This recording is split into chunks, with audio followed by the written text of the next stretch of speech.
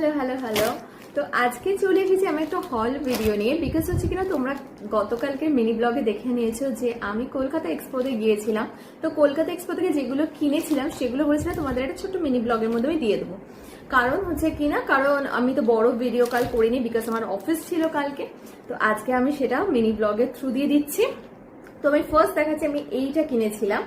এইটা একটা পিন্টারেস্টে আমরা খুব জানি, এটা ফেমাস, ইনস্টাগ্রামে অনেক সময় আসে। তো এই রিসলেটটা আমি কিনেছিলাম।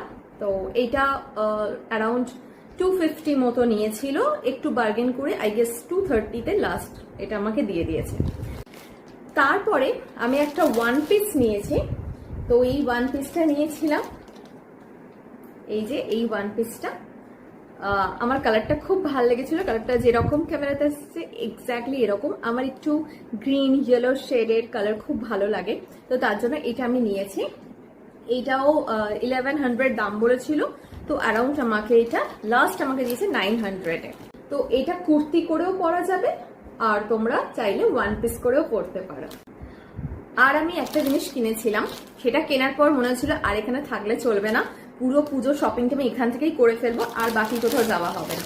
তো এনিওয়েজ, আর একটা এই শাড়িটা আমি কিনেছি, এটা হচ্ছে কানি সিল্ক।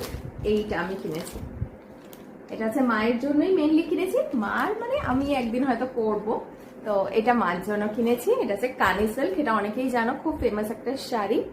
তো এটা অল ওভার বডিটাই এরকম কাজ, পুরো অল ওভার বডিটাই এরকম কাজ। তো এইটা কিনেছি আরেকটা। এই কটা জিনিসই আমি কলকাতা এক্সপো থেকে কিনেছি, যেগুলো তোমাদের সঙ্গে শেয়ার করে নিলাম। তোমাদের মিনি ব্লগটা কিরকম লেগেছে, আর কোনটা তোমাদের ভালো লেগেছে, কুর্তিটা না ওটা, তো সেটা আমাকে ডেফিনেটলি কমেন্ট করে জানিও। দেখা হবে নেক্সট আরেকটা মিনি ব্লগে। বাই।